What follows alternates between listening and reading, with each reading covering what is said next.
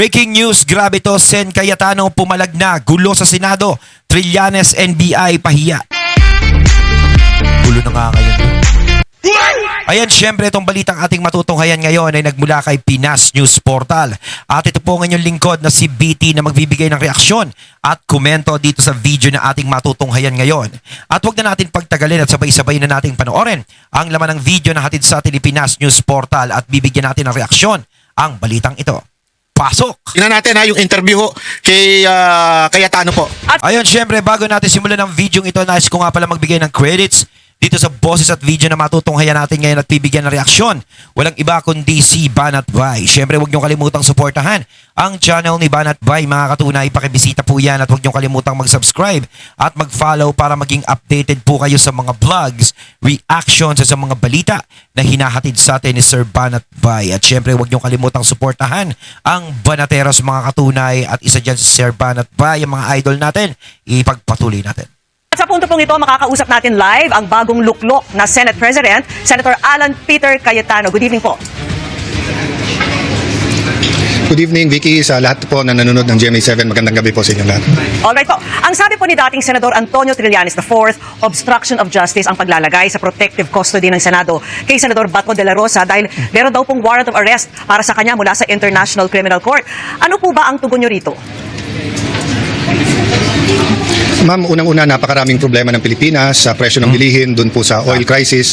May political crisis din po tayo, nangyayari din po yung impeachment. Bakit naman po tuwing magbubutuhan sa Senado, biglang lumalabas na kailangan hulihin si Senator Bato? So today po, immorally, illegally, Yon. lahat po na... Lahat yan, immorally, illegally, ginawa po ngayon, araw na ito. Ha? Ay, kagahapon pala kasi upload ko ito umaga. Violation ay ginawa nila, nakipaghabulan sila sa loob ng Senado. May proseso po ang pag-serve ng warrant. They have to coordinate with the Senate President and then may legal remedies po ang isang senador katulad ng kahit sinong Juan de la Cruz na pwede pumuntang korte. So actually po, si Senator Trillanes mismo ay nagtago din po sa protection, nagpasailalim sa protection ng Senado bago sumuko. So ang gusto po kasi nila is a witch hunt na ayan si Senador Bato, eto warrant na hindi naman nila pinapakita tapos bigla nilang huhulihin. Tapos may maraming mga agents ng dito sa loob ng Senado. You can't blame us to think that Hindi kasi parang ako nagtaka, no? Ako nagtaka lang ako kasi paano yun? Hindi alam na pupunta si Senator Bato dyan pero nandiyadyaan yung mga NBI. Pati si Trillanes. So ibig sabihin nun, parang alam nila na darating si Senator Bato nung mga panahon na yan. Di ba? Ano yun? Ang bangis naman nila, ano sila manghuhula? Na tipong naramdaman namin sa aming radar at bolang kristal tuloy. Bolang kristal na darating si Senator Bato sa Senado. Or sinasabi nila, darating yun si Senator Bato kasi magbobotohan. Parang ang lakas naman ng pakiramdam nila, di ba? Na yung araw na yun ay darating si Senator Bato at nakahanda sila. Kumbaga nakaabang na sila doon. Di ba? Kataka-taka. not really justice but ayaw nila magbago ang mayorya dito po sa Senado. Pero Mr. Senator, sa saligang batas nakasaad na hindi maaaring arestuhin ang isang mambabatas habang nakasesyon po ang Kongreso pero para po sa mga offenses na may parusang hindi higit sa 6 na taong pagkakakulong. Ano po ba ang application nito sa kaso po ni Senador De La Rosa? Yes. So we have Senate Resolution 44 na nagsasabi na kapag ito ay foreign warrant, kailangan dumaan pa rin to sa local court. Tapos yung local court ang mag-i-issue ng warrant of arrest. Yes. And siguro, Yan po yung malinaw. Kasi Yes. misleading talaga yung mga tanong ngayon ng mga reporter eh. 'Di ba ang immunity kung yung mga kasalanan lamang na may 6 na taon na pababa, so therefore hindi kasama ang immunity na to kay Bato? Hindi po. Hindi yan ang tamang tanong. Maling tanong yan eh. Kaya nga nung sinagot ni Trillanes, mali din na sagot. Maling tanong eh. 'Di ba? O ngayon, ang sinasabi at napakalinaw dito, ladies and gentlemen, sinasabi na ang any international warrant should pass our local courts. At ang local courts ang mag-i-issue ng warrant. Tama, kumbaga kasi ano yun eh, pagbibigay ng respeto. 'Di ba? Kasi nga 'di ba, uulitin natin paulit-ulit, ang ICC ay wala ng jurisdiction sa atin. Labas na sa bansa natin 'yan eh. Etong si Trillanes, ewan ko ba, lagi niyang pinapasok yung ICC dito. 'Di ba? Kumbaga parang yan yung pinakasandata ni Trillanes eh. 'Di ba? Kasi dapat talaga, kung may mga ibang bansa na mga warrant na yan, totoo naman yung sinasabi nila na dapat dumaan dito sa atin, sa korte sa atin. At yung korte ang magdidesisyon at magre-release ng warrant of arrest ni Senator Bato.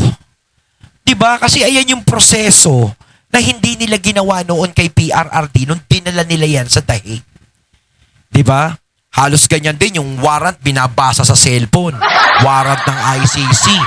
Ngayon naman, yung warrant, sinasabi nga ni DILG, na hindi naman dumaan sa amin yan. So parang ang nangyayari, ano yun, kay Trillanes agad, parang ang lakas naman masyado. Talagang parang siya yung may karapatang manghuli ng kahit sino, di ba? Kung sino yung gustong ipahuli sa kanya ng ICC, kayang-kaya niyang hulihin. Di ba? Parang itinalakay natin, ano ka, sheriff na? Grabe, no? Grabe. Dapat talaga, walang bastusan dito sa sa korte sa atin. Kaya dapat talaga is malaki pa rin ang nagiging papel ng korte sa atin dyan. Diba? Korte natin ang magdidesisyon dyan. Hindi po yung international. Yeah. Malinaw na malinaw po yan. Abogado po, Senate President ang nagsabi. Hindi po ang One Ball University professor.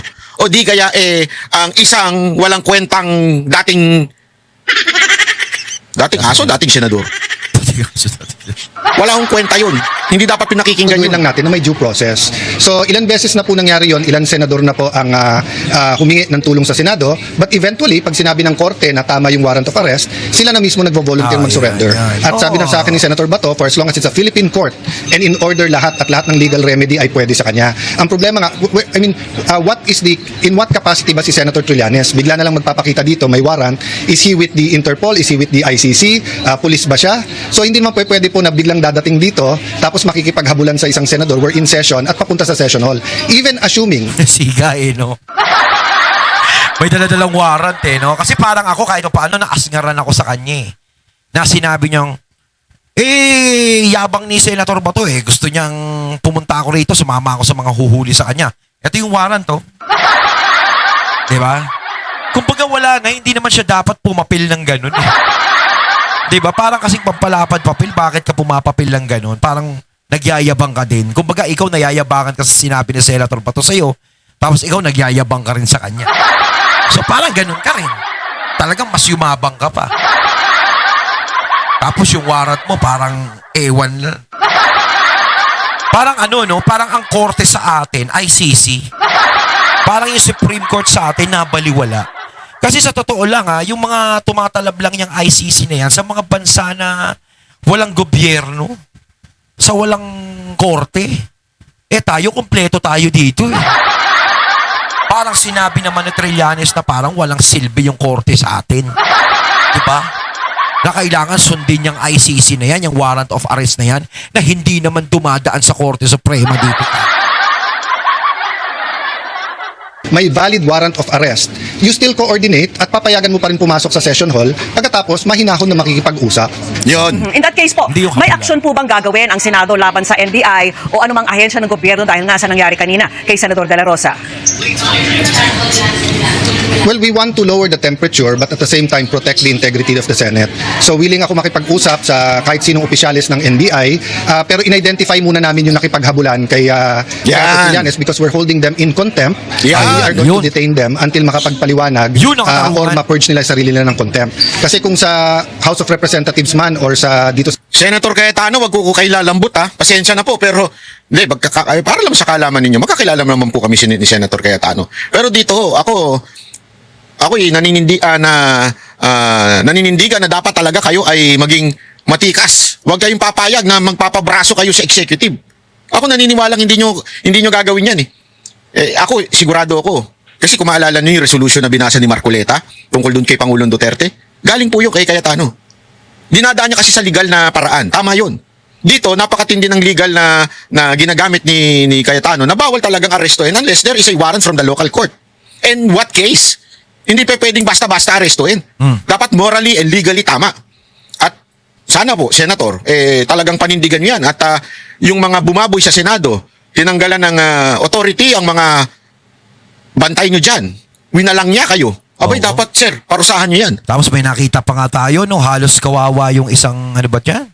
Yung security dyan sa Senado na halos inano ng NBI, no? Halos ay, parang inaatake na, nakakaawa siya. Grabe, no? Parang yung pangharas na ginawa sa kanya. Ngayon, sana nga, eto nga, sinasabi ni Sir Banat Bay na sana is magtuloy-tuloy ang prinsipyo na ganyan ni Senator Alan. Pero ako naman nakikita ko din naman si Senator Alan, kahit dati pa, na alam natin na talagang may prinsipyo about kahit sa usapan sa mga Duterte, talagang nakikita talaga natin kung ano yung prinsipyo niya. Sana wag magbago. 'Di ba? Hindi sana siya mahipan ng masamang espiritu. Kasi yun ang problema kapag nahipan siya ng masamang espiritu. Pero talagang madaming madidismaya sa kanya. Kasi talagang ngayon, yung nagpalit ng liderato ang Senado, halos maraming natuwa eh. Tapos siya pa, yung talagang sinasabi ng mga tao na, may mga nagsasabi na, si Senator Alan na lang yung kapalit kung hindi pwede si Cheese na Senate President. Di ba marami ding may gusto sa kanya. At saka isa pa doon, Senator Alan, dahil sa mga ginagawa mong yan, kinalimutan na namin yung 10K. Di ba mga katunay?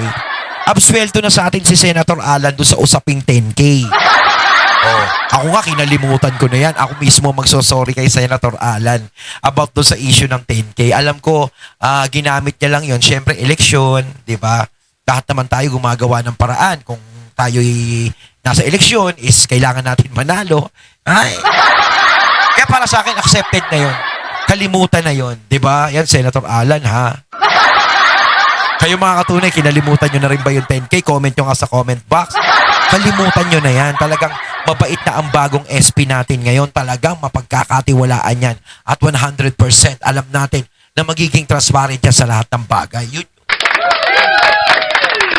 I-cite in contempt yung mga animal na yan. Hindi ko kasi tama. Sa totoo lang, ako naniniwala ako, ginamit lang sila ni Trillanes dito eh. Kawawa yung mga NBA. Ako honestly.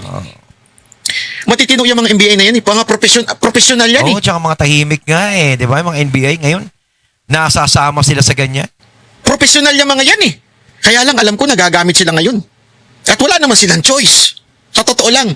Kawawa eh. It's either kasuhan sila or not following the order of their director.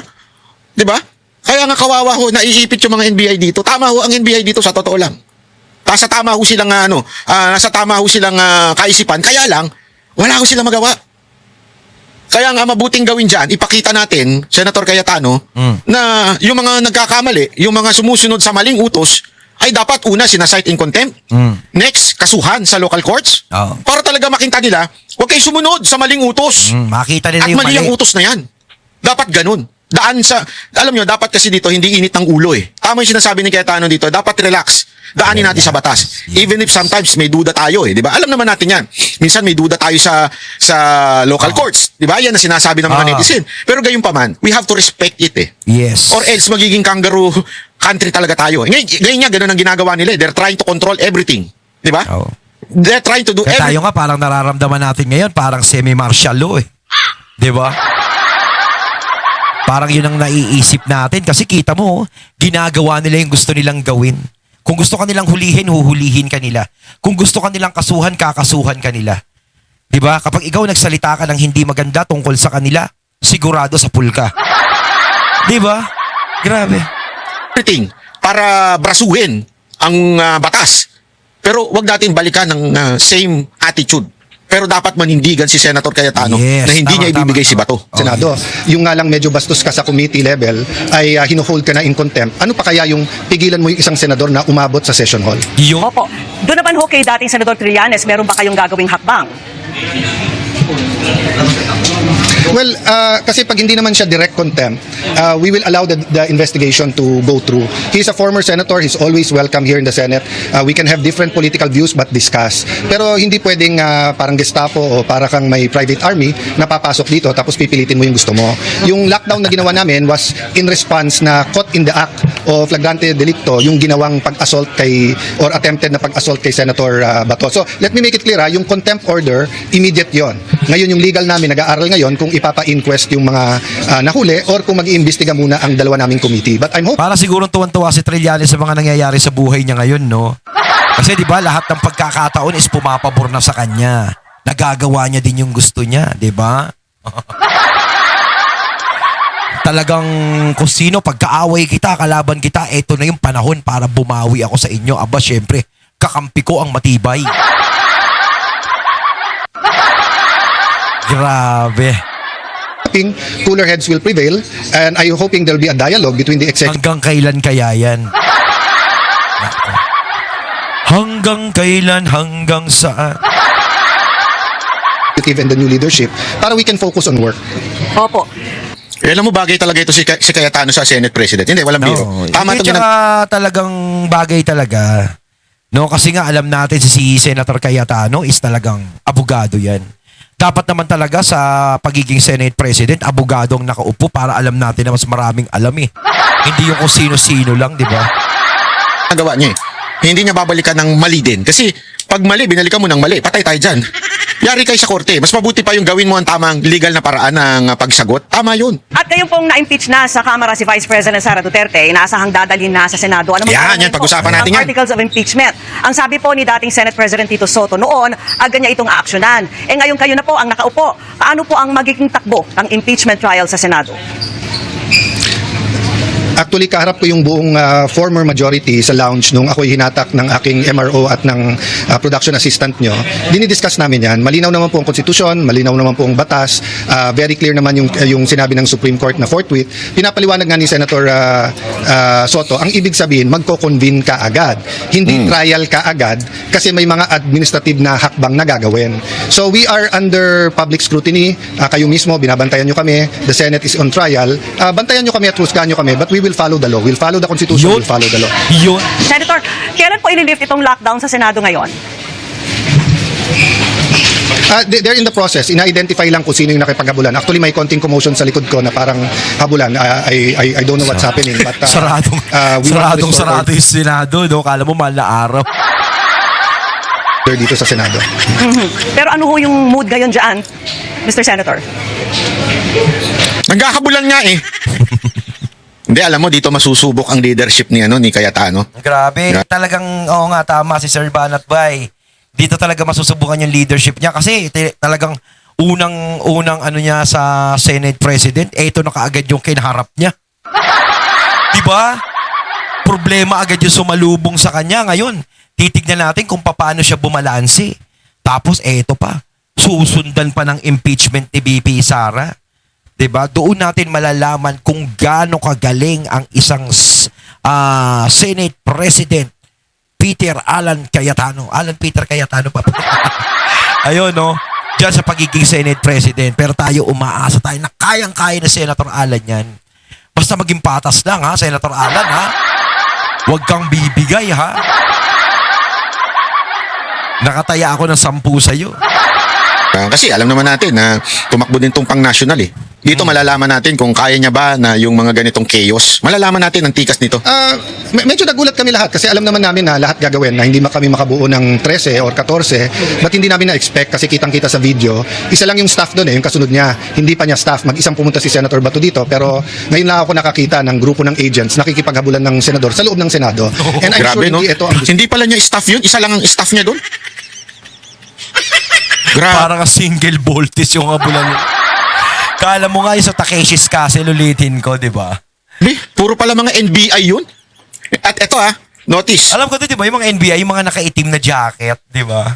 Alam nyo ba, ito para sa mga hindi ko nakakaalam grabe yung pambabastos na ginawa ng Una, may bagong batas kasi sa Senado para lang sa kaalaman ninyo. Bawal dyan ang maingay, bawal ang pumapalakpak sa loob, doon sa pinaka nila, hall nila, bawal din na may dalang tubig, at alam nyo ano pa, bawal ang walang collar. Totoo. Oh? Yung walang collar na damit, pumapasok sa Senado, bawal po yun. Bawal t-shirt? Ay ay batas dyan sa loob ng Senado. Pero yung mga NBI, nakita nyo? Yung iba mga walang naka-t-shirt lang, parang bebenta ng sa labas, Bebenta na ng Yossi. Pero ganun nila binaboy, binastos nila yung talagang lahat ng patakaran sa loob ng Senado. Ngayon nga, may matindi akong tanong. Mamaya tatanong ko sa inyo bago tayo ng matapos. ating Pangulo at hindi ito ang gusto nating image sa buong mundo. No? So I'm hoping yun nga na it was only tempers that flared. It was some machinations na inisip ng kung sino-sino. But let's restore order.